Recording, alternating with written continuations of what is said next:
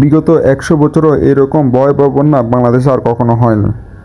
ফেনী, নোয়াখালী, লক্ষ্মীপুর, কুমিল্লা, সিলেট এই অঞ্চলগুলোতে ভয়াবহ বন্যার প্রভাব পড়েছে। এর একমাত্র দায় হচ্ছে ভারত। ভারতের কারণে আজ বাংলাদেশের এই অবস্থা। ভারতে এই বন্যার পিছনে দায়ী। কোনো অনুমতি ছাড়াই ভারতের সব গেট খুলে দিয়েছে। কোনো সতর্কতা ছাড়াই ভারতের এই সব গেট খুলে দিয়েছে। তারা নাকি আমাদের প্রতিবেশী, কিন্তু তারা আমার প্রতিবেশী থেকে শত্রুর চেয়ে অনেক বেশি শত্রু। তাদের এই বিচার ঠিক হয়নি বাংলাদেশের জন্য। ভারতের এই একমাত্র দায় এই বন্যার পিছনে।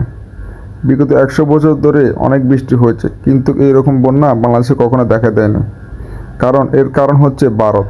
ভারত তার বাংলাদেশের অনুমতি ছাড়াই সব গেট খুলে দিয়েছে। ভারতের কারণে আজ বাংলাদেশের এই অবস্থা।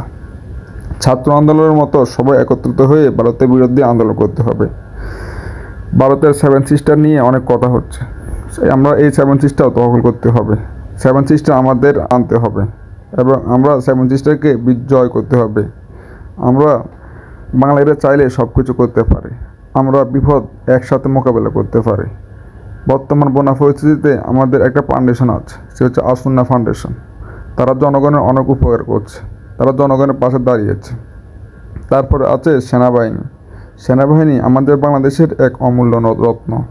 তাদের কারণে আমরা পুরো বন্যা পরিস্থিতিতে মোকাবেলা করতে পারছি এবং সামনের দিকে এগিয়ে যাচ্ছি। সেনাবাহিনী না থাকলে আমাদের অনেক অবস্থা খারাপ হতো। আমাদের সেনাবাহিনী আমাদের দেশের জন্য অনেক গর্বের বিষয় এবং আমেরিকা থেকে শান্তি নোবেল বিজয়ী এবং শান্তি মিশনের জন্য আমাদের সেনাবাহিনী ভীষণ সুনাম অর্জন করেছে। আমাদের সেনাবাহিনীর কাছে আমরা অনেক কৃতজ্ঞ।